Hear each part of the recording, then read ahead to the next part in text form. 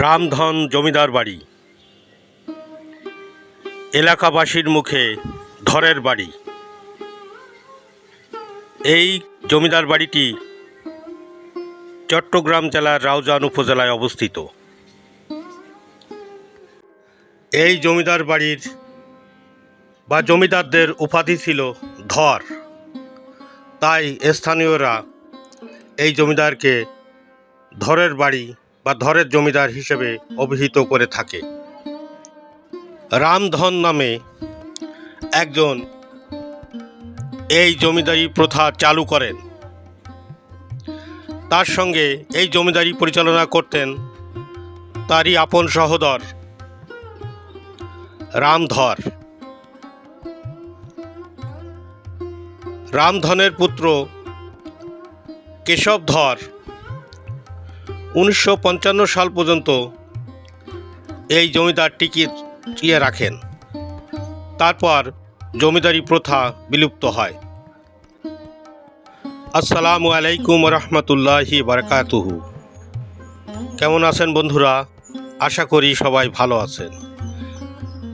আজ একটি নতুন কন্টেন্ট নিয়ে চলে এলাম আপনাদের সামনে। রাউজান জমিদার বাড়ি খ্যাত রামধন জমিদারের বাড়ি। যারা এখনও আমার চ্যানেলটি সাবস্ক্রাইব করেননি, বিশেষভাবে অনুরোধ করব ভ্রমণ পথিক চ্যানেলটি সাবস্ক্রাইব করার জন্য। পাশে থাকা বেল বাটনটি প্রেস করে রাখবেন, তাহলে ভিডিও আপলোড হওয়ার সাথে সাথেই আপনার কাছে নোটিফিকেশান পৌঁছে যাবে। লাইক এবং কমেন্টস করবেন, শেয়ার করে বন্ধুদের দেখার সুযোগ করে দিবেন। তাহলে চলুন জেনে আসি রামধন ধরের জমিদার বাড়ির ইতিহাস। তাদের বংশ এখনও টিকে আছে। অনেকেই ঢাকা, চিটাগাং এবং কলকাতায় বসবাস করে। বিশেষ অনুষ্ঠানে বা বিশেষ সময়ে তারা সবাই একত্রিত হয়।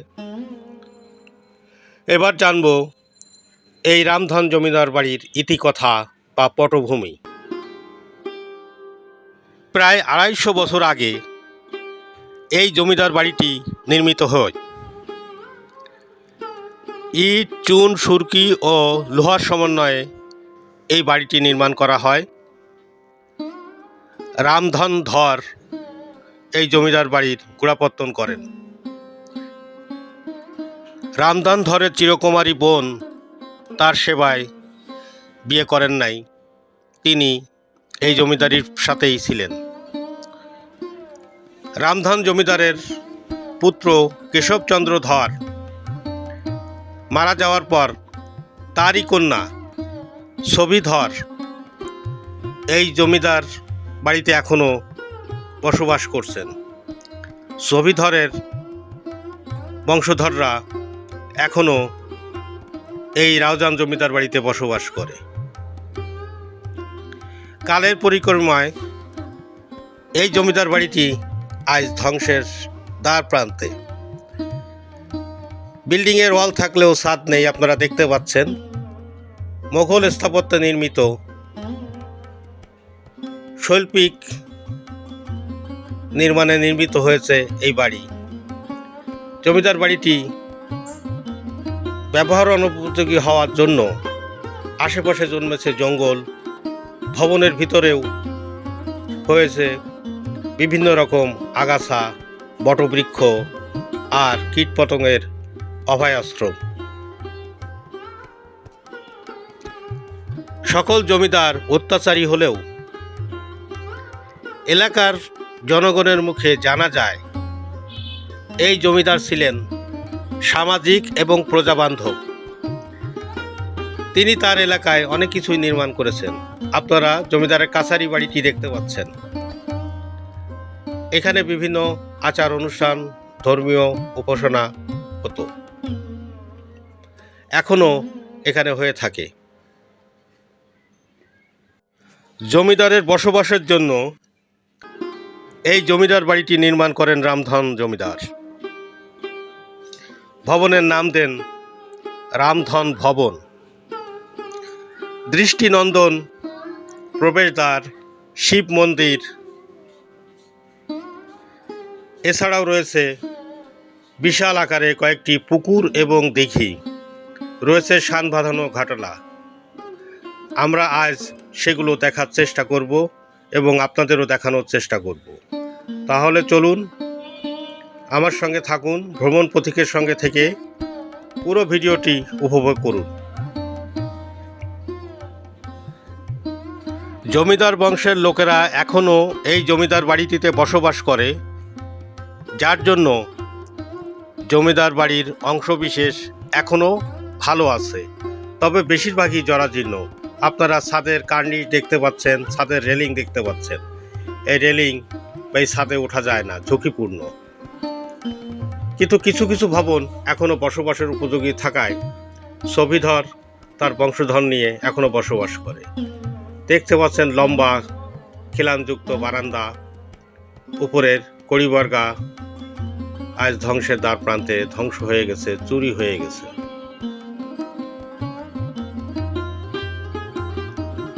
অনেকটা ভূতের বাড়ির মতো দৃষ্টিনন্দন গেট, রামধন জমিদার ভবন লেখা আছে, নির্মাণ সালও লেখা আছে গেটে, কিন্তু ধ্বংস হয়ে যাওয়ার জন্য এখন আর পড়া যায় না। বন্ধুরা, যাদের প্রাচীন স্থাপনা দেখতে ভালো লাগে তারা অবশ্যই চট্টগ্রামের এই রাউজান উপজেলায় এসে এই রামধন জমিদার বাড়িটি দেখতে পারেন। রাউজানে আসলেই যে কোনো বাহনে করে আপনি এই রামধন জমিদার বাড়িতে চলে আসতে পারবেন।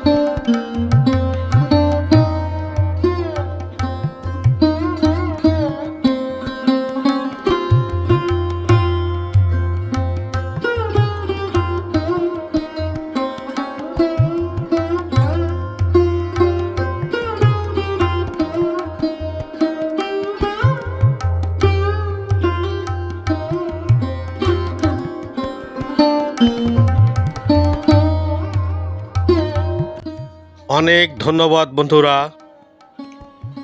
এতক্ষণ ধরে সাথে থাকার জন্য। আশা করি আমার অন্যান্য ভিডিওগুলো আপনারা দেখবেন।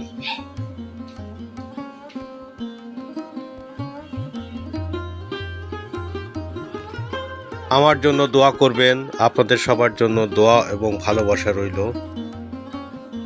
জমিদার বাড়ির শান বাঁধানো পুকুর ঘাট, পুকুর ঘাটেও রয়েছে রাজকীয় ছোঁয়া। এই শান বাঁধানো ঘাট সাধারণ ঘাটের মতো নয়, এ যেন এক রাজবাড়ির ঘাট। অসাধারণ গেট, অন্দরমহলের জমিদার পত্নীরা এই পুকুরে গোসল করতেন, স্নান করতেন। তাহলে আপনারা দেখতে থাকুন, আমি বিদায় নিচ্ছি আপনাদের থেকে। আবারও দেখা হবে নতুন কন্টেন্টে। সে পর্যন্ত সবাই ভালো থাকুন, সুস্থ থাকুন। অনেক ধন্যবাদ। আসসালামু আলাইকুম ওয়া রাহমাতুল্লাহি ওয়া বারাকাতুহু।